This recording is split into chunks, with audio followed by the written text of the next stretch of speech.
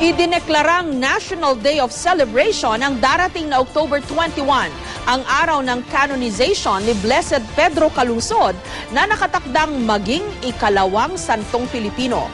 Puspusan naman ang paghahanda para sa araw na ito. Ililipad patungong Vatican ang orihinal na imahe ni Blessed Pedro Calungsod na iuupo raw sa loob ng eroplano kasama ang ibang pasahero. May report si JP Soriano.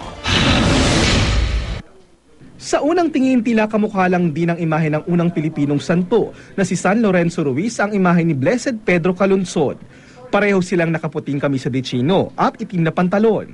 Pero sa malapitan, maraming pagkakaiba sa imahe ng dalawang banal na Pilipinong inialay ang kanilang buhay sa ngalan ng pananampalataya. Ang isang paa ni Calungsod, bahagyang nakaangat sa lupa, habang ang isa naman ay nakaabante. Simbolo raw ng pagiging misyonaryo ni Calungsod na parating lumalakad at ng kanyang pagiging mapagkumbaba. Bagaman kapwa sila may palaspas na simbolo ng pagiging martir, may hawak namang librong doktrina Kristiyana si Calungsod na sumisimbolo naman sa kanyang pagiging katekista o tagapagpakalat ng salita ng Diyos. We have to appreciate that kind of life. Why he offered his life for something for him is more valuable than his own life. Sa musical play tungkol sa buhay ni Blessed Calungsod na ipinalabas kamakailan, ipinakita kung paano ibinuwis ng batang katekistang si Pedro ang kanyang buhay sa ngalan ng simbahang Katoliko. Pinatay si Pedro at ang paring si Father Diego Luis de San Vitores ng ilang lider ng tribong Chamorro sa isla na kung tawagin na ngayon ay Guam dahil di nila tanggap ang Katolisismo. Ayon sa CBCP, si Calungsod ay magsisilbing inspirasyon at maaaring maging patron ng mga kabataan, migrant workers at mga katekista. Pedro Calungsod would provide us a way somehow that we can still live meaningfully in spite of the trials and difficulties that we experience. Sa October 21, gaganapin ang canonization ni Beato Pedro Calungsod sa St. Peter's Square sa Vatican City. Idineklara na ng palasyo ang araw na ito bilang National Day of Celebration bilang pagpupugay sa bagong santo. Mapapanood sa San Juan City Covered Arena ang live feed ng canonization na mag-uumpisa ng 1:00 ng hapon.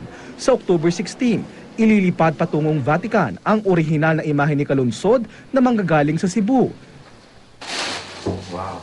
Espesyal ang paggalagakan sa imahen. May nakalaan pang hiwalay na upuan sa eroplano para rito.